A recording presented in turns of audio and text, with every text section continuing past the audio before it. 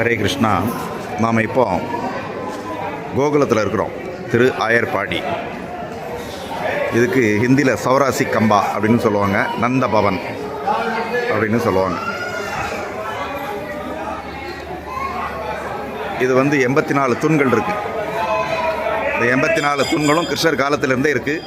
கிருஷ்ணர் வெண்ணெய் சாப்பிட்டு கையெல்லாம் கழுவ மாட்டார், அப்படியே இந்த தூணில் தேய்ச்சிடுவார். இது தூண் ஒரிஜினல் 5000 வருஷத்துக்கு முன்னாடி உள்ளது. தூணு சீலிங் ரெண்டும் இங்கே ஒரிஜினல். இதில் ஒரு துவாரம் தருது. இதில் தான் யசோதம்மா தயிர் மத்து மேலே சப்போர்ட்டுக்கு வச்சு தயிர் கடைவாங்க. இந்த இடத்துல யசோதம்மா தயிர் கடைஞ்ச துவாரம். கோகுலம் கிருஷ்ணர் தரிசனம் பண்ணிக்கிடுங்க. Nanda Maharaj left side, Nanda Maharaj right side யசோதம்மா, மிடில் பலராம். கிருஷ்ணர் கீழே ஊஞ்சலில் இருக்கார். ஊஞ்சலில் இருக்கார் கிருஷ்ணர்.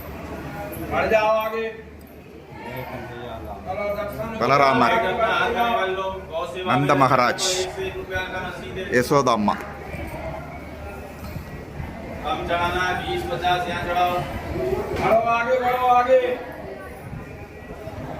இது யசோதம்மா கிருஷ்ணரை தொட்டில் கட்டி ஊஞ்சல் ஆட்டின இடம்.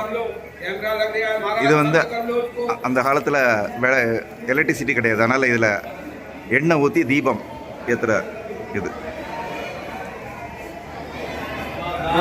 நல்லா சேவிச்சுக்கோங்க. கோகுலம் வராதவங்க இது நல்லா சேவிச்சுக்கோங்க. 84 தூண் இருக்குது. 80 தூண்கள் விஸ்வகர்மா கட்டி கொடுத்தது. இந்த 4 தூண்கள் பிரம்மா கட்டி கொடுத்தது. எல்லாம் சேர்த்து மொத்தம் 84 தூண்கள். திரு ஆயர்பாடி கோகுலம்.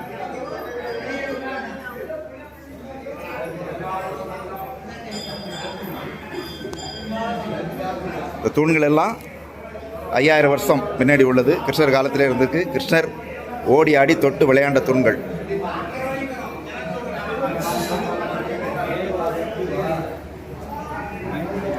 இங்கே ஒரு சுவாரஸ்யமான ஒரு சம்பவம் நடந்தது. ஒரு சமயம் சிவபெருமான் கிருஷ்ணரை தரிசனம் பண்ண வரார். அப்போ கிருஷ்ணருக்கு ரொம்ப அசுரர்களால் ரொம்ப தொல்லைகள் அதிகம். அப்போ யசோதாம்மா சிவபெருமானை பார்த்து பயப்படுறாங்க. ஏன்னா அவர் கழுத்தில் பாம்பு திரிசூலம் இதெல்லாம் பார்த்துட்டு இவரால் தான் பையனுக்கு எதுவும் பிரச்சனை வருமோ நினச்சி அவங்க கிருஷ்ணரை பார்க்கறதுக்கு அலோ பண்ண மாட்டேங்கிறாங்க. அப்போ சிவ